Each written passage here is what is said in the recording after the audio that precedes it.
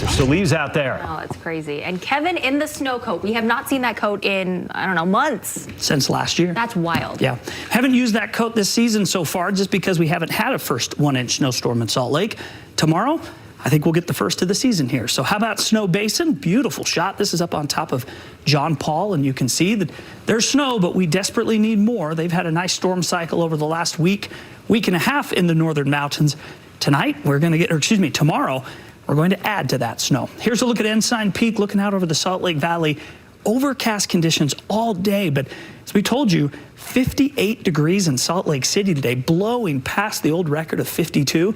We haven't been this warm on this date for, well, almost 70, 80 years. It's been kind of crazy. The sunrise this morning, AJ Rich capturing Heber City, some low fog and the beautiful clouds lit up as that sun came up over the horizon. And sure is pretty, AJ. Thank you for sharing your picture with us. Let me show you what's going on right now. Temperatures still very mild. 40 in Logan, 47 in Ogden, 39 in Wendover, 56 in Salt Lake, Provo, 51, all warmer than St. George, which is 52, and even Cedar City and Fillmore are outperforming St. George regarding the warmth. Price is cold, same with Vernal. They're currently in the 30s. As we look to the west, here's this big low pressure winding up, crashing into the coast. The storm system itself is spread out over a pretty broad area, but as the low comes through with its associated cold front tomorrow morning, it's cold enough this time that it'll start as some snow or some rain, but it will only be for an hour or two. Then it's going to flip to snow, and the duration of the event will be snow even to the valley floor. So that's why I think we're going to get that 1 to 2 inches in the Salt Lake Valley, and benches will definitely get more. Here's the potential tonight. Storm zone showing the cloud cover.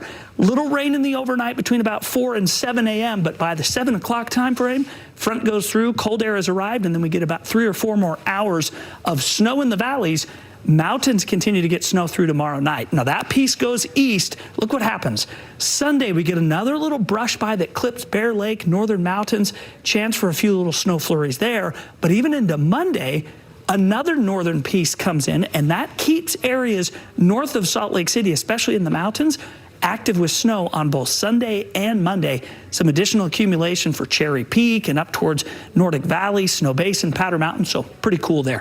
4 a.m. to 4 p.m. will be the bulk of this storm. Northern valleys, 1 to 3 inches. Benches in the Wasatch Back get 3 to 6.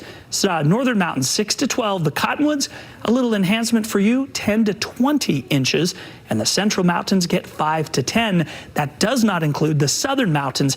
I think Bryan Head, you're going to get missed out of this storm. The extreme southern third of the state is not going to receive the precipitation that Central and Northern Utah will see.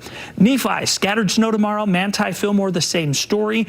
Very little accumulation south of I-70 tomorrow. I do have some snow for low-end Panguitch, but minimal accumulation. St. George, a mostly sunny day. We'll keep the sun around all the way through Monday. Some thicker clouds Tuesday, but as you can see, highs in the 50s for the next 7 days, which is pretty close to normal for this time of year in St. George.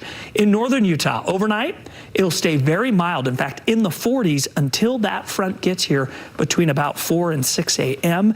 Then we'll drop down into the 30s. That'll mix the rain over to snow. Snow for the majority of the first half of the day, tapering off by evening. Clouds linger Sunday, Monday, and then we get some sunshine next week, but temperatures drop. Look at all those 30s. We'll get back to normal, actually, and below normal as we head through the middle of next week. Normal's good. We haven't felt like that for a little while, huh? You're so welcome. Yeah, enjoy that. Thanks, Kev. Okay. We'll be right back, but first, here's a look at nightly news.